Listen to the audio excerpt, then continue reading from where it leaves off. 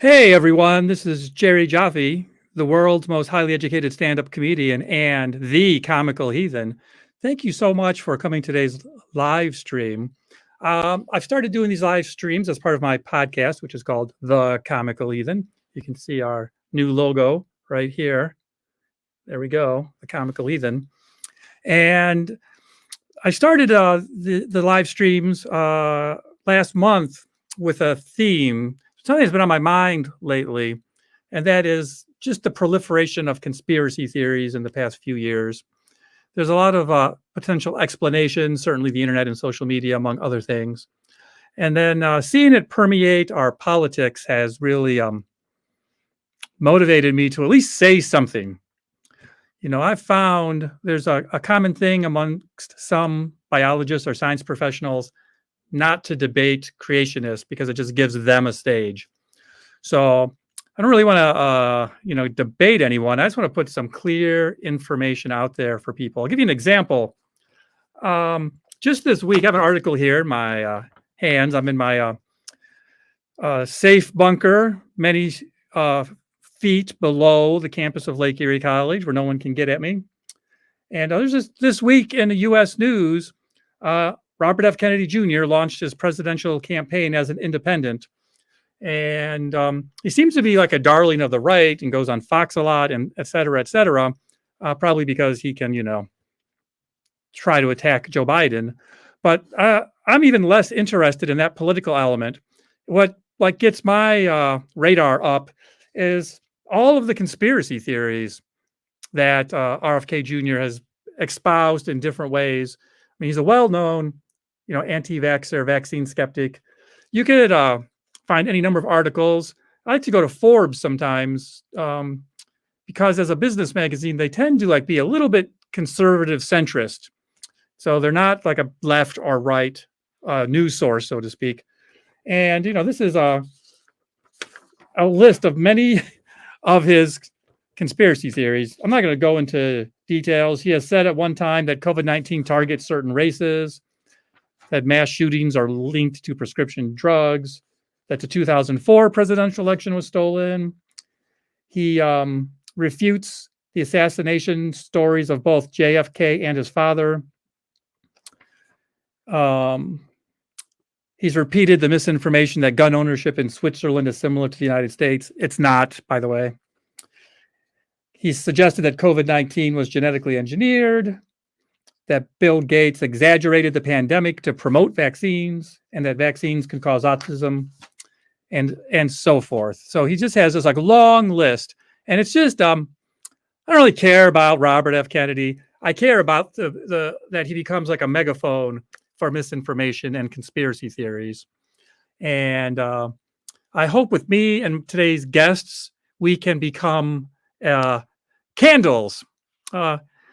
I don't know, in the wind, in a cave with wind, a windy cave. I don't know. But let's at least have some fun making fun of anti-science conspiracy theories. I'll say one last thing. This is part of a 4-part series. This is part 2. Last month, I did an episode live stream with Ben Radford, great author and skeptic, on conspiracy theories in general. And that episode already exists.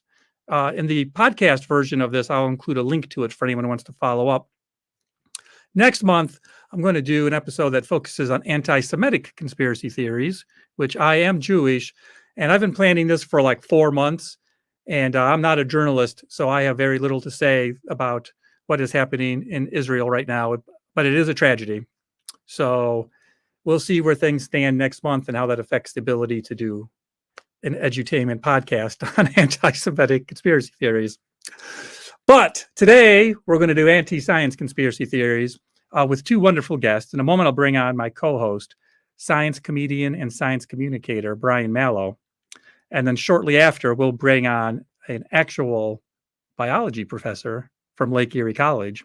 And I wanted to really include an expert with a capital E, so we have somebody who can fact check us comedians in real time, should we put our foots in our mouths.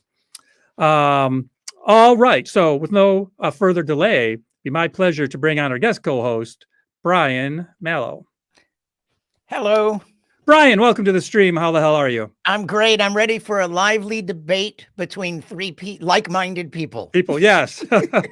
We will solve nothing during this conversation. Do we ever? I do want to say, I met Brian a few years ago. He was kindly on 2 earlier episodes of this podcast. And I originally interviewed him as a science educator for a book that I'm writing about religious satire. And that book is allied with this podcast. And that book is with Routledge right now in production. So it will be coming out. Routledge is a friend of yours? Thank you. Routledge is the name of a publisher. And based on the royalties I'm supposed to get, I don't think they're my friend at all. I feel like. But maybe it'll sell. Yes.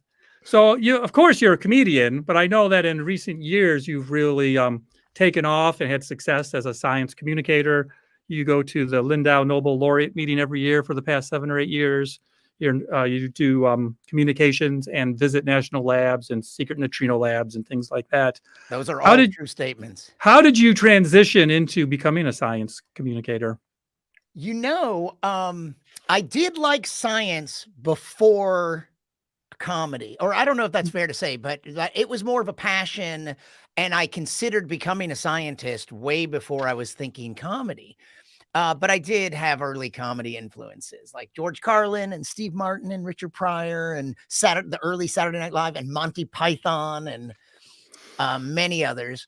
But I was really influenced by science and science fiction. And people like Arthur C. Clarke and Isaac Asimov in particular. When I think about my sensibilities, comedic or otherwise, I think there's a lot of Carlin there, but I think the rational, clear thinking of Isaac Asimov, who wrote more, he's known as a science fiction writer, but he wrote so much nonfiction, and he wrote with personality and he wrote with humor. So what happened is a circuitous path, but once I became a comedian, it was, of course, science geeky, because that's just who I am. It took forever to come up with the phrase science comedian and realize it wasn't calculated. Science comedian. Oh, that describes what I do. And sciencecomedian.com was available, which I took to be either a really good sign or a really bad sign, like useless real estate. But once I had that phrase science comedian, like a dozen or so more years ago, the rest crystallized around it, like, science comedian. And then people kind of approached me like there was an expectation that I was an educator. Oh, somebody once said, you teach kids about science using stand-up comedy. And I said, no, if you're a geek, I'll make you laugh. But the truth is, there's a bit of the teacher in me. And especially I like turning people on to books, music, film, and science ideas. Like when I learn something, it's like, wow, what a cool universe we live in. This is so cool. I know you think science is boring or not interesting, but let me just explain this little thing. And it's really cool. Let me ask you this question, kind of germane to today's topic. One more question. That's all I'm taking today. Thank you. But please take 50 minutes to answer it then. I usually do. Yes, I noticed. No, when you go to these meetings, like the Lindau Nobel Laureates meetings in these laboratories, is the impact of anti-science or anti-science conspiracy theories discussed? Well, so most recently I was just at Lawrence Berkeley National Lab in California, and also Stanford. I was working with Stanford Linear Accelerator, 2 national labs. I was hosting a science slam, which was like a poetry slam, but picture 12 young scientists from 4 different Bay Area labs competing. They each have 3 minutes to present their science, one slide. Nice.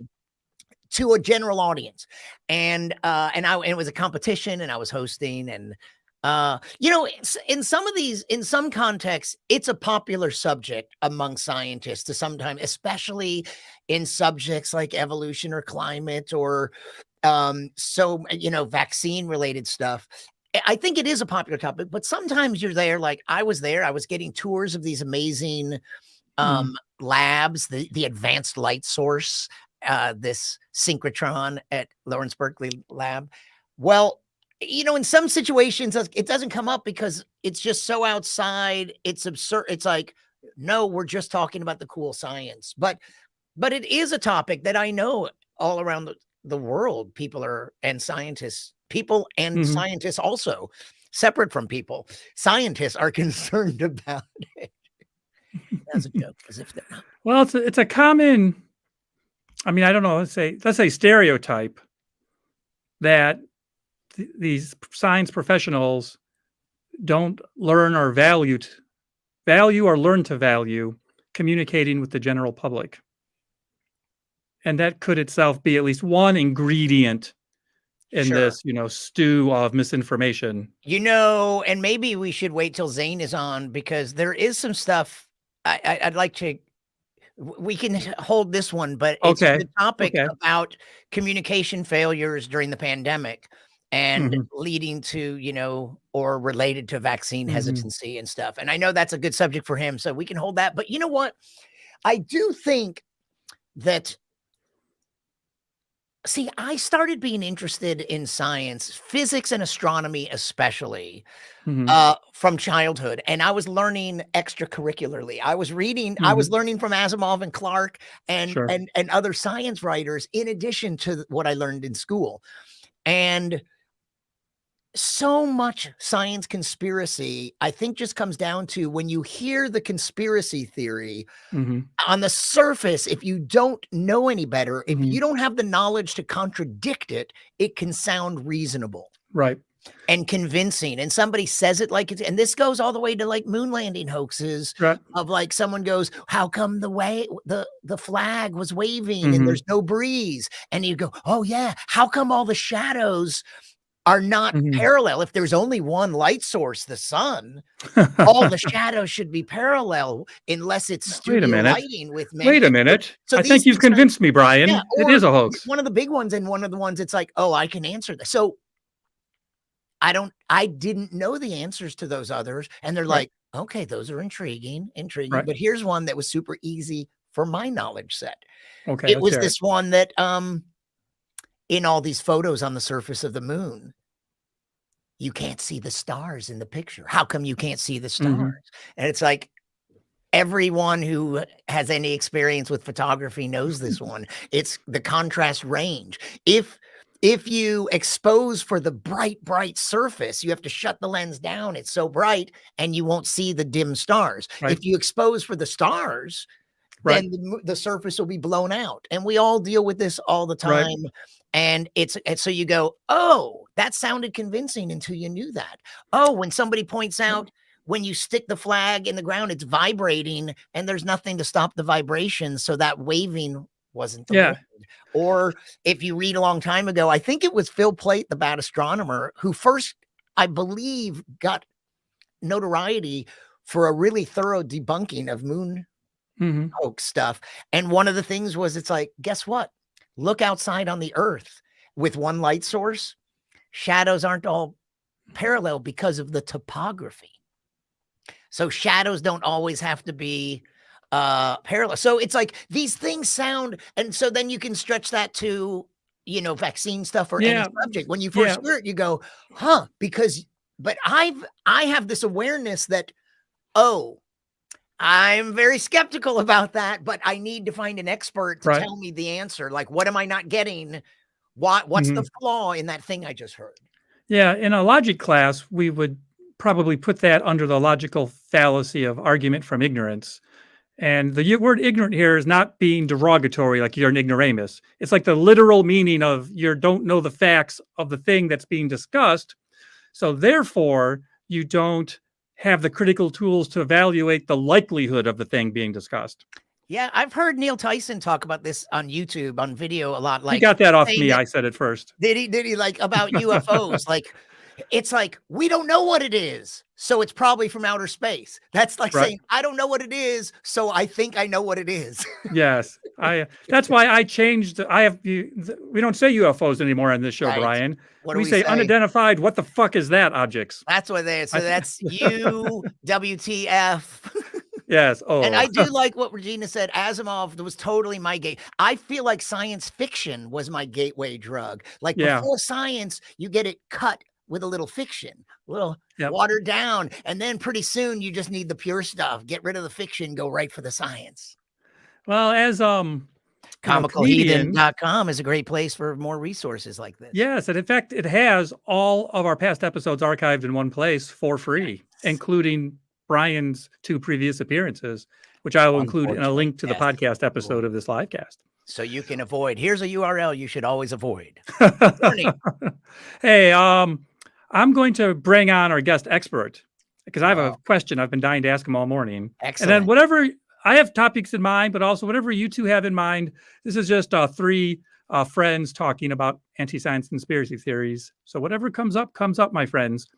He is a full professor of biology at Lake Erie College, which is somewhere in the eastern Siberias of Cleveland. Mm-hmm. Please welcome to the stream, Dr. Zane Johnson. All right. Thank you, Jerry. Thank you, Zane, and thanks for agreeing to do this. And thank you for the promotion. I'm actually associate professor. Oh my goodness! So not a full professor. I was wondering if you were like a half professor, 3/4 crescent professor. What are you? Well, it shows my level of respect for you that I think of you as such, and we'll make it so as soon as it's bureaucratically possible. I also add that I used to do a trivia podcast. Called the Gold Star Classroom. Thank you. Brain fart alert. Gold Star Classroom, which Dr. Johnson was once on. And we have like 50 or 60 old episodes that are still out there. And that episode's top 5. Like if you've never listened to that episode of that old podcast. And by the way, that old podcast had hundreds of thousands of viewers, not just dozens. So it had a little blip back in the past. So check that out if you're a Dr. Zane Johnson fan. Zane, I woke up this morning wanting to ask you at least one biology-related question, and then we'll go from there. When I woke up this morning, my knee was really stiff. What conspiracy theory is that? Were you recently vaccinated? So you know what conspiracy theory? They're putting something in the drinking water that people to require anti-arthritic drugs. Yes, maybe it has to do with that eclipse that happened yesterday. Yeah, it must be it can't be getting old. I refuse to believe that. So that's why were you vaccinated recently? Done. Boom, vaccinated yesterday. Hell yeah. So, well, speaking of vaccinations, my friends, it is a topic well worth discussing because there continues to be a pretty strong, if you put it kindly, you say vaccine skeptic. Vaccine hesitancy is another kind way to put it, but it's the vast majority of the comments you hear under those umbrellas have a anti-science agenda to them. Dr. Johnson, what's your current impression of the state of affairs when it comes to anti-vaxxers? Oh, that's it's as complex of a movement as it is a puzzling one. It is not actually a new thing.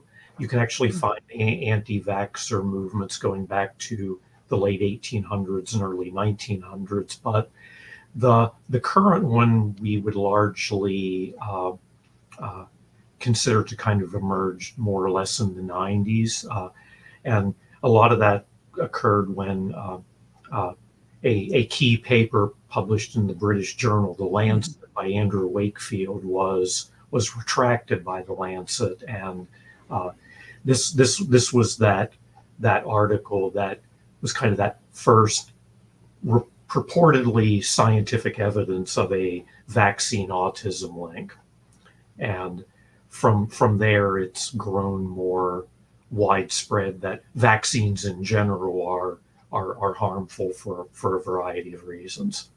So like many anti-science conspiracies, it persists in the light of overwhelming refuting data to those perspectives.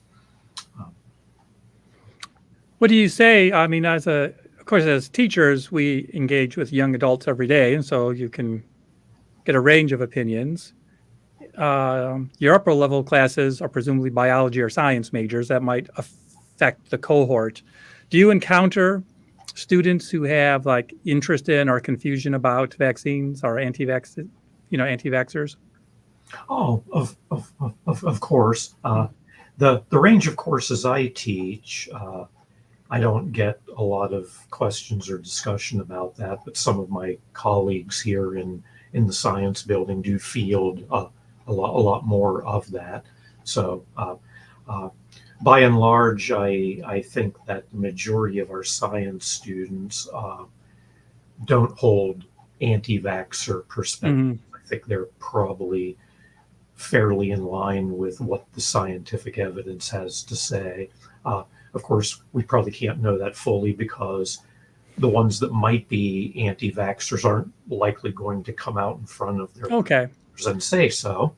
That's why I was wondering if apparently it's not common for you, but if my daughter's doing her PhD in biology at the University of Toledo. So she teaches some labs and undergraduate classes, and she will get students who express skepticism. I would say the most common topic she's reported to me is skepticism about climate change. Do you encounter that in your classrooms or in your everyday life? So I teach mostly science classes. I do occasionally do general education type courses, and it's in those kinds of courses we tend to get more students who are climate change deniers or I had a student turn in a paper where he was thought he had good evidence that vaccines cause autism, and he didn't actually have any sources cited in his paper for. So I asked him to reveal his sources. He assured me he had some, but then produced such sources. Well, what do you make of the, and Brian and I were chatting a moment ago, the logical fallacy of argument from ignorance comes up. And it's understandable because, like, in the moment, you don't have a lot of information in front of you. And each person, just being a normal human being in a non-judgmental way, just knows what they know or knows what they think they know. And what else can they use as a filter to interpret what's going on around them? Do you have either a strategy or a common reply when someone would challenge, some kind of science notion, like, well, you can't prove that. Like, sitting here right now, you can't prove men were on the moon. Or sitting here right now, you can't prove that you weren't there. Work. You don't know what that there were dinosaurs. Is there a good logical or scientific answer to that kind of debate? Well, I can begin with pointing out that by and large, no credible scientist claims to prove anything. What we in fact talk about is that we devise hypotheses which we test in various ways, either through experiments or with observational evidence, and we tentatively support hypotheses when the data warrants it, with it in mind that any hypothesis in the future will be subject to modification or possibly refutation.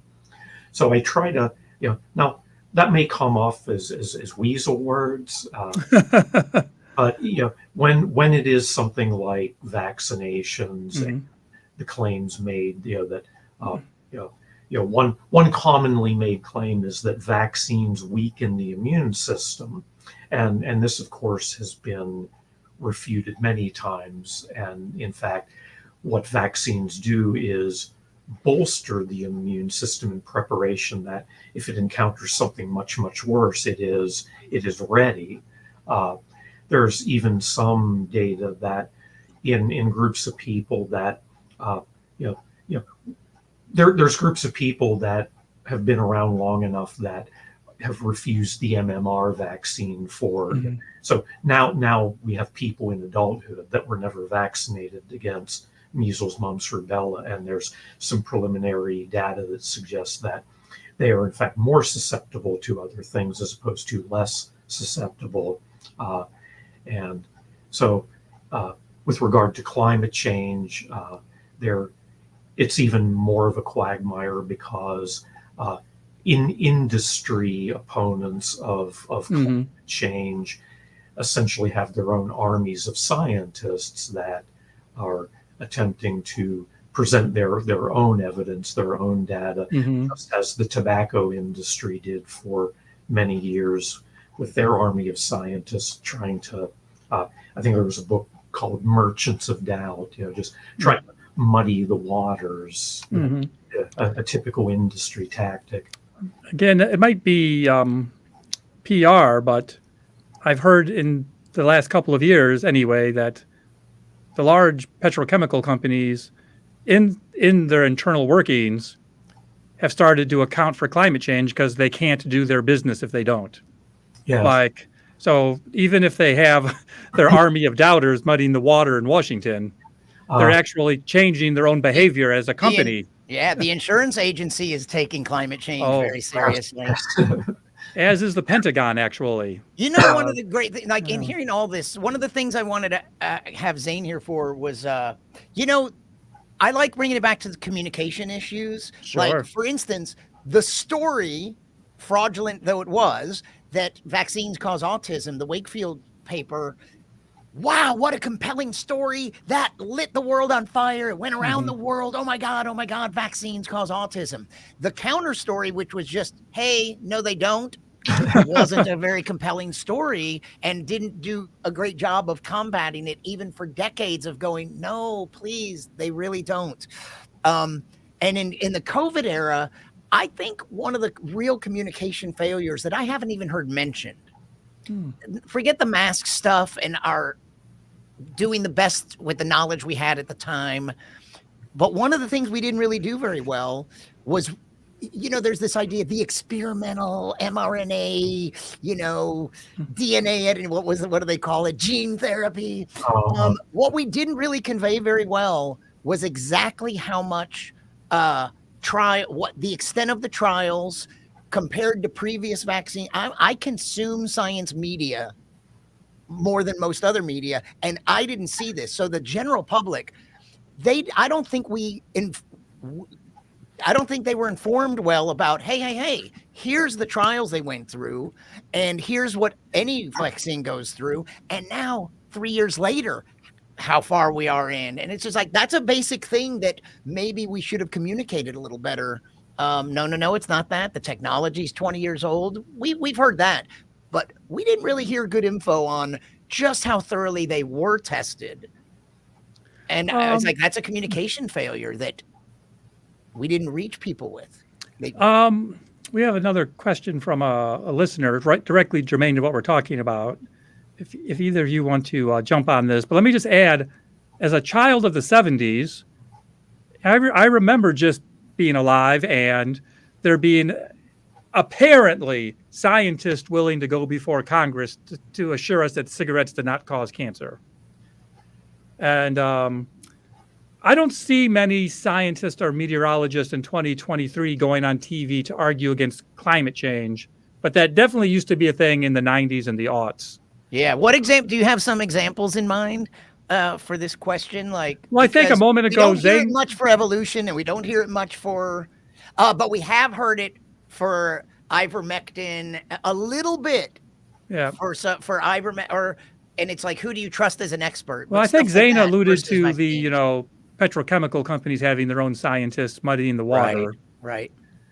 So I brought up, which is a historic reference, but do you have any suggestions or advice?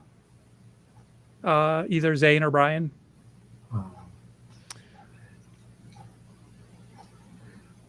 You know, we all have to find our trusted sources. It's hard to understand when you feel like, hey, I'm trusting what I'm getting from the scientific community.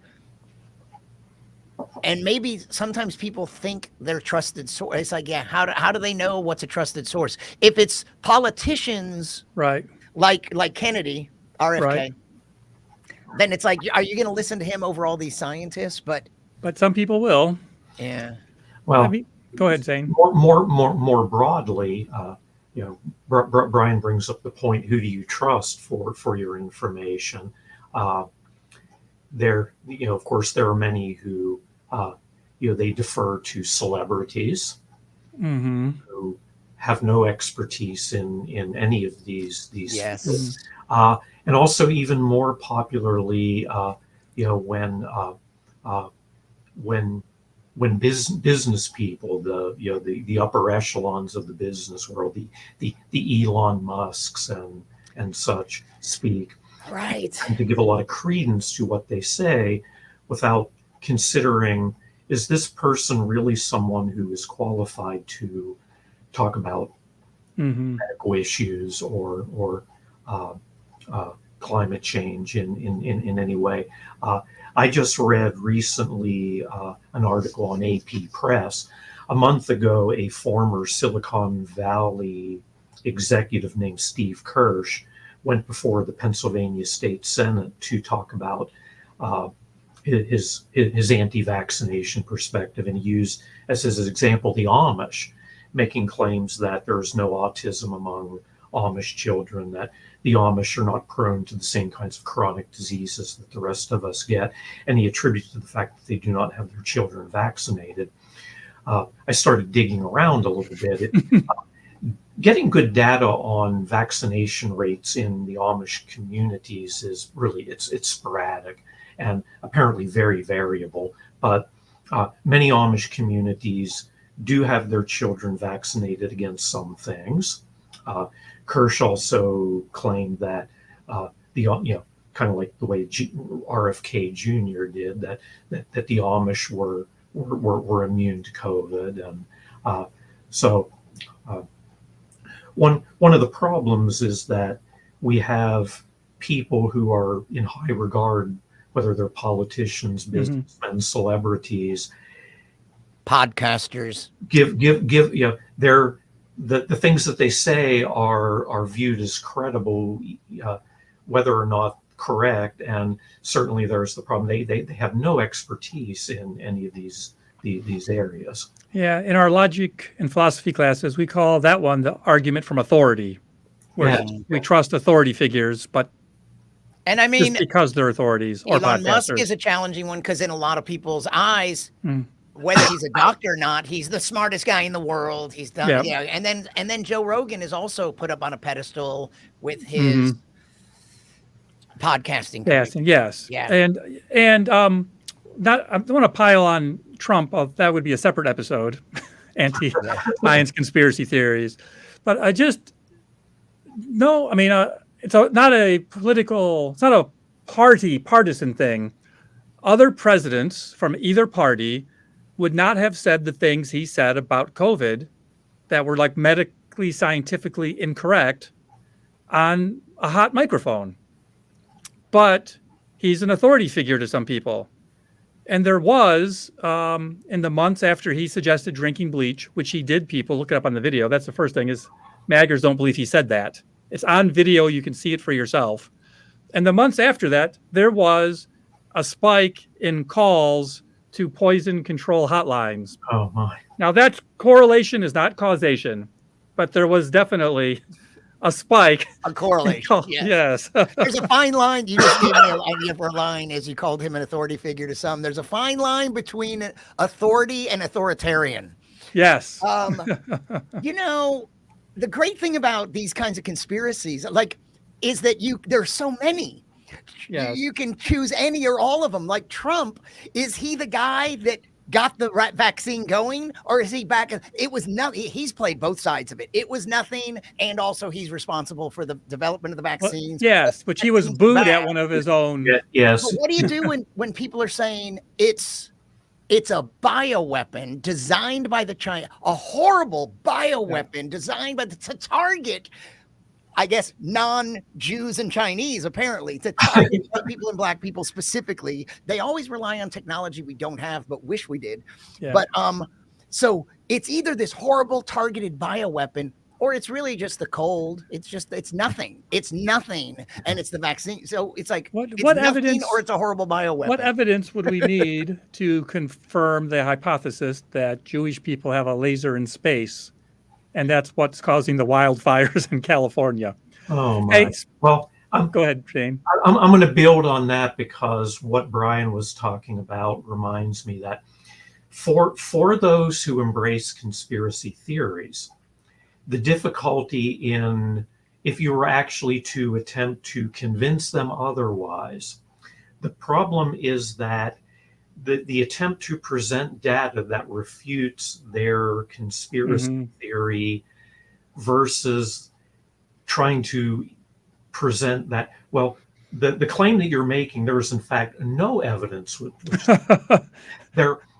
they view both the evidence that's being presented against it and the absence of evidence as both being support for their view. And that puts not just scientists, but anyone who is trying to convince people otherwise that hold ridiculous ideas, how difficult it is to change their minds on those things. Now, earlier there was a question across the bottom of the screen. Many scientists do not communicate science well to the public. Some are great at it. I'm a fan of Neil deGrasse Tyson. Isaac Asimov was excellent at it. By and large, scientists do not do it well. When we also have the confounding political perspectives that people have. Many from the right and the extreme right view science and scientists as liberal and elite, and that's part of what they decry. So scientists testifying before Congress or in a more open venue are generally distrusted because they're perceived as being part of a liberal left that's eroding the nation's morals and values. I don't know if that helps any. Brian. Yeah. Before we leave that, I just want to say, so making it clear, like the guy that was being referenced, like the public making sense of scientists giving truth to conspiracy theories from A. Darling, Robert Malone, who is he's a legitimate scientist who made, like many other scientists, some small contribution to the development of mRNA technology. And then flash forward 20 years and he's going on Rogan and claiming to be the inventor of mRNA technology. And here's his now very anti-science. But how is the public supposed to know that, oh, he might have been a respectable scientist, but now we don't think he is? Like, how are they supposed to make sense of that? I don't know. How do I know that, though? I'm the general public, and yet I know this. Well, I'm going to go around and ask each of you a question, but I'm going to start with a quick example of my own. Although I do teach some intro to philosophy and logic classes, my area of expertise with a capital E is theater. That's what my PhD is in. And there is, not a science conspiracy theory, but a conspiracy theory in the shadows of theater studies of whether or not Shakespeare wrote Shakespeare. Right. And I remember a number of years ago, this might be in the 90s even, coming across an article about an astronomer who was a professor in Arizona somewhere. And he was in the world of astronomy, he was a respected scientist. But he had noted that something in one of Shakespeare's plays referred to something about a constellation that he claimed Shakespeare could not have known. And based on this one, let's just call it data point, he had become an anti-Shakespeare person. So maybe something that Sir Francis Bacon might have known. Yeah, that someone in the court would have known. Someone who was of the Enlightenment would have known. And on the one hand, it's very common in conspiracy theories to find non-experts weighing in on things.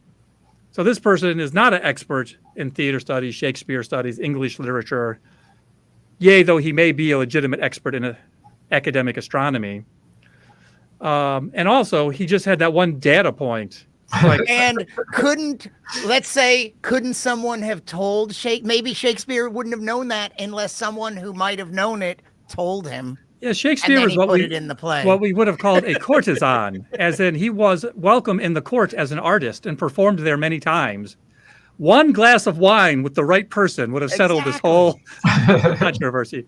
But I wonder, I tell that mildly amusing example, so I can ask each of you, just do you have a anti-science conspiracy theory, which is a pet peeve or a favorite to talk about that you'd like to just share for a couple of minutes? Brian. Yes, I don't know if I have just one, but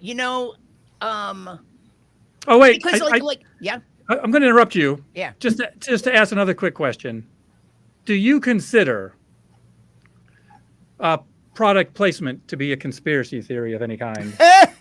Not when it's a noble organization like the Comical Heathen. So we do have new coffee mugs out for the podcast, Nice. black and white, For the available at Comical our new Heathen. merch shop. I'm convinced I want one. Okay, well, there's the link right there. Okay, That's where you order so one. let Carry me on. dispense with one in a second.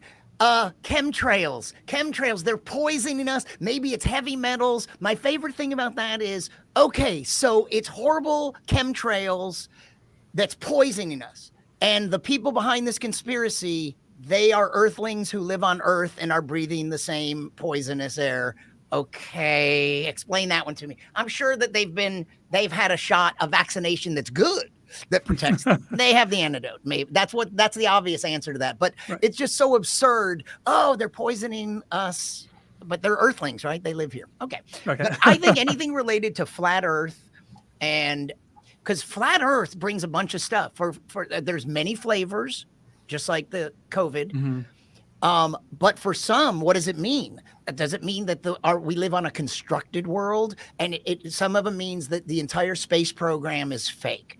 And when you start saying that, there are so many problems with that, because you think like a simple-minded view is NASA's lying to us. Wait a second, it's not just NASA.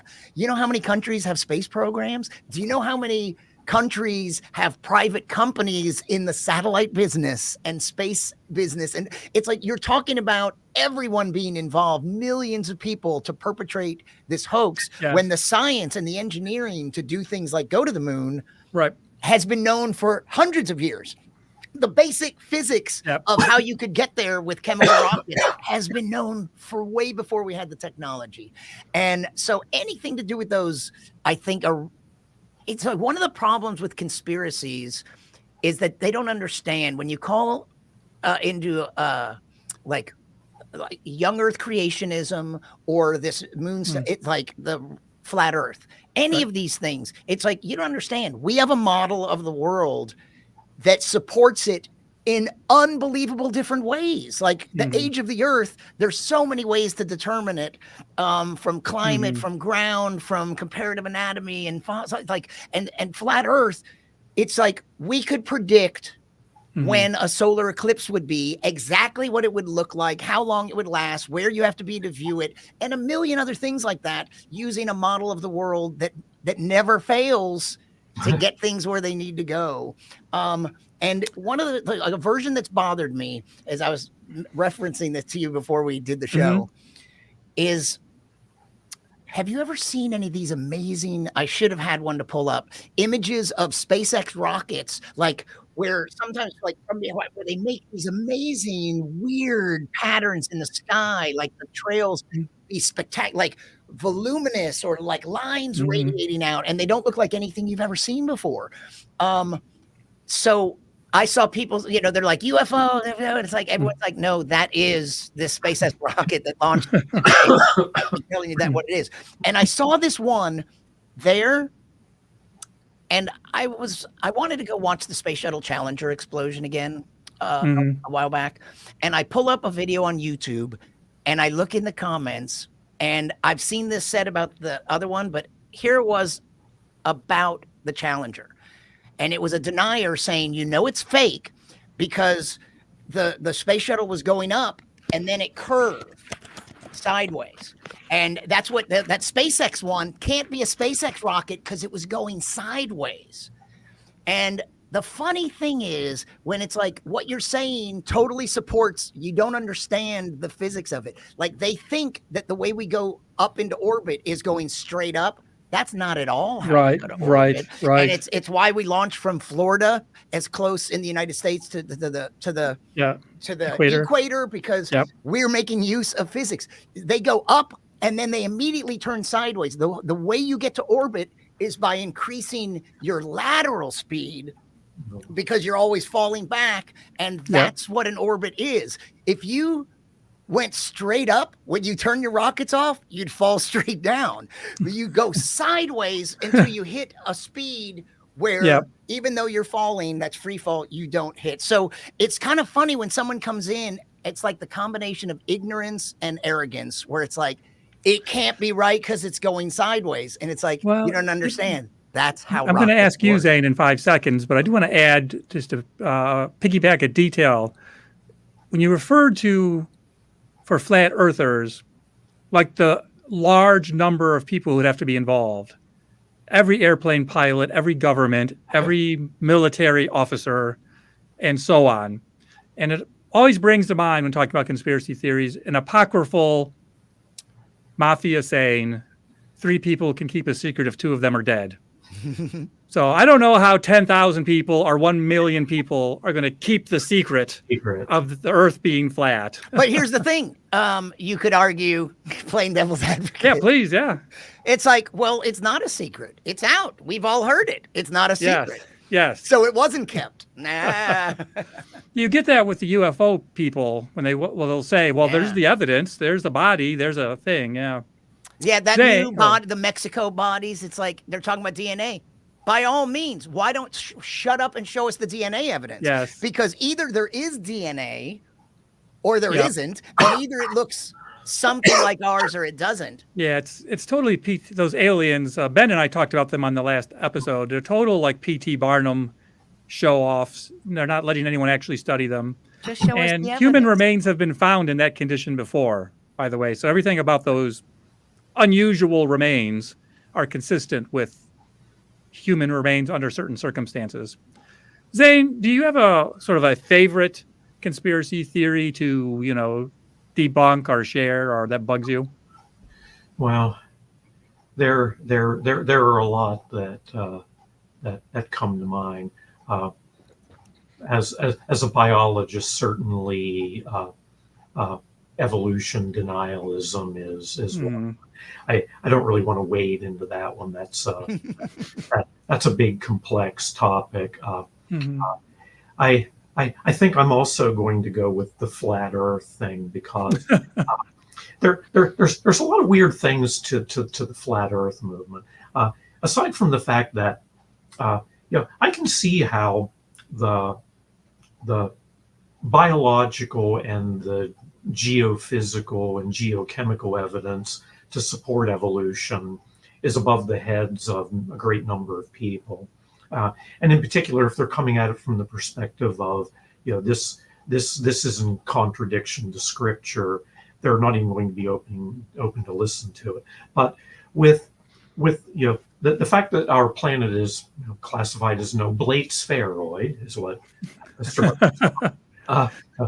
basically spherical, not perfectly so, that there are so many simple ways, without even having to go into space to look at it from a different perspective.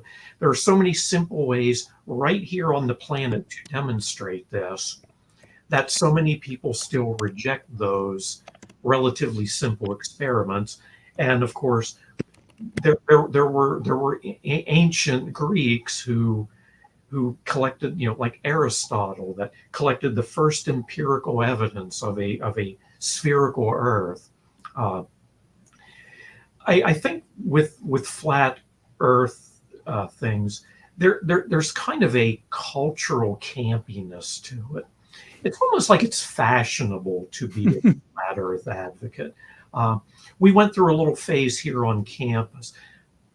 I don't know professional sports. I know where this is going. Basketball player. I don't know his name. I know who you mean. Who was it? Kyrie Irving was the one who. So of course, professional athlete, basketball player. The Earth is flat. So for a while, we had a problem on campus with a few members of the men's basketball team. Of course, hero worship. Kyrie Irving says the Earth is flat, so it must be flat. Heck with what the science professors say.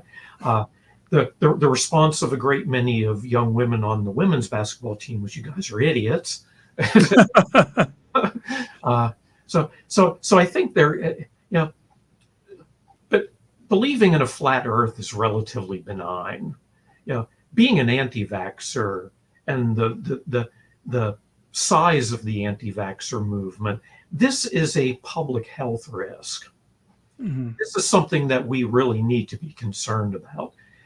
Guys who think the earth is flat are not going to put society at risk with a flat earth belief. But if the large numbers of people that will not vaccinate their children because they believe that vaccines are harmful, this poses a public health risk. Then, of course, when governments mandate vaccination, we get into political issues.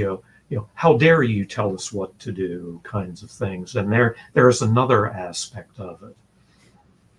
I agree with you, but I do think that they are like, you're right, which is the biggest concern. But this uncritical thinking and some Republican, a woman, I forget what she is, like a governor or something in recent months, went off about globalists and like espoused a little flat earth thing and said a thing about why do they have to show us globes so often if it's real? Like, why globe if it's real? Well, how do you even start to answer? Right. So that's someone who can get into office. But yeah, that same, if we could teach critical thinking skills. And like you were saying, one of the simplest ways is you can watch the way a boat slowly goes disappears over the curve of the earth, and it's simple explanation. Do you know all the people who go to Disney World every year and Universal? There would be a Disney World at the edge of the earth, and it would be the #1 tourist site. How about the fact that the edge of the earth in all recorded history, no evidence of the edge of the... Excuse me? How big is this flat earth? I have seen ancient maps with dragons on them. So I stand corrected. Now that's cryptozoology, not flat earthers, but still. Still, where would you have these cryptozoological creatures but on a flat earth, hidden inside at the north, behind the ice wall? Well, we've segued into our last 5 minutes. On the one hand, of course, thanking both of you for spending time with an idiot like me. But is there anything else that you had in your notes that you wanted to share? Just thoughts, comments, witticisms, suggestions? Well, I'll ask Brian first and Zane second. Anything else, Brian? I know pre-show you mentioned the shuttle thing. Yeah. Well, that like I said, it's like sometimes there's the educator in me wanting to explain this thing about no. If it's that, it's the Dunning-Kruger thing. It's unbelievable. I spoke to high school students once at a very large, nice school in Houston, and one of them asked me if the earth was flat. And I said, well, in some places. But then the thing is, he was convinced, and we talked afterwards, and I actually put it, so you think you are in high school, you don't know much science. You haven't even taken these classes yet. You watch some YouTubers and you think you know more than Einstein, Hawking, Newton. Come on. You think you have a better cosmological comprehension than those guys. You don't. It's like, but how anyone can think that is unbelievable. And just the one other thing about the vastness of the conspiracy is the thing about the science and like the math to get to the moon.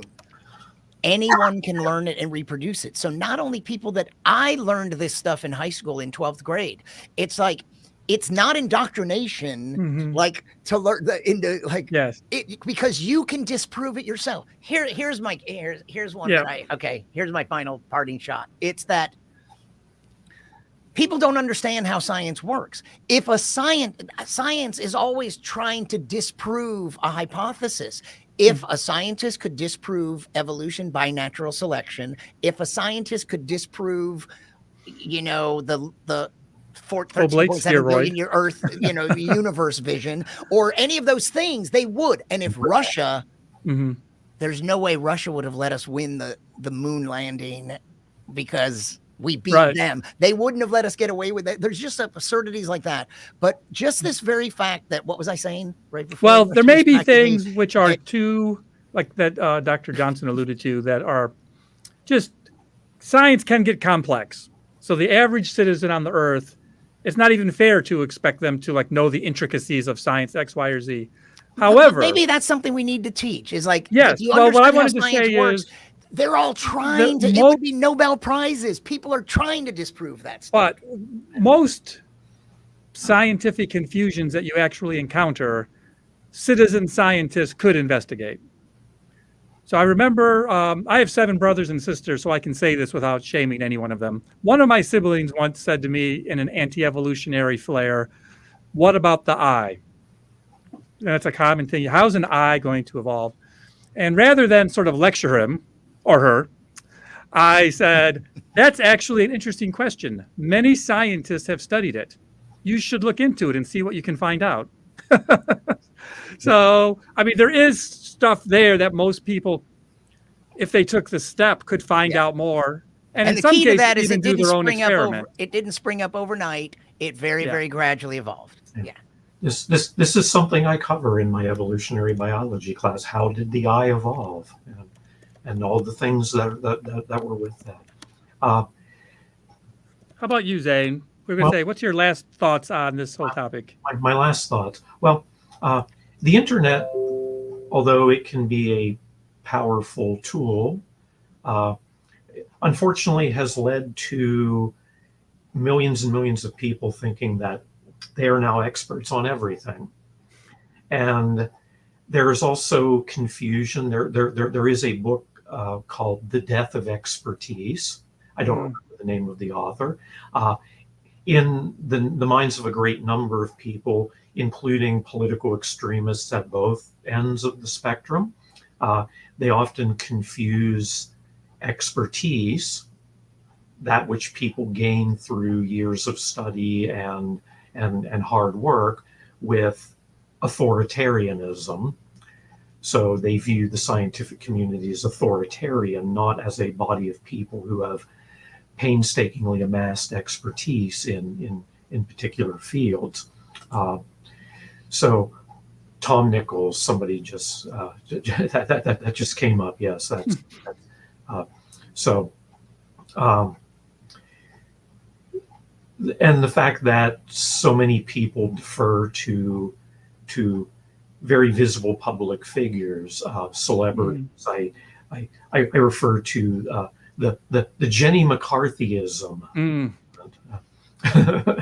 So, wonder how many people think that vaccines cause autism because Jenny McCarthy said so. Well, she got her PhD from Google. That's a well-established university, isn't it? The Harvard of the internet.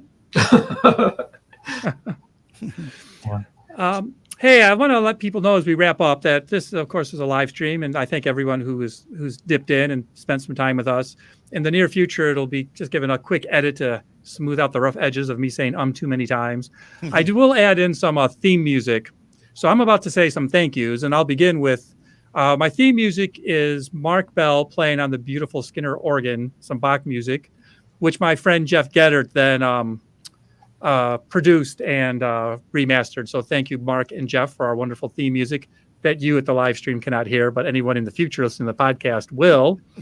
I want to thank science comedian and science communicator Brian Mallow and associate professor of biology, Dr. Zane Johnson. Thank you, gentlemen. Thanks for having me. Thank you.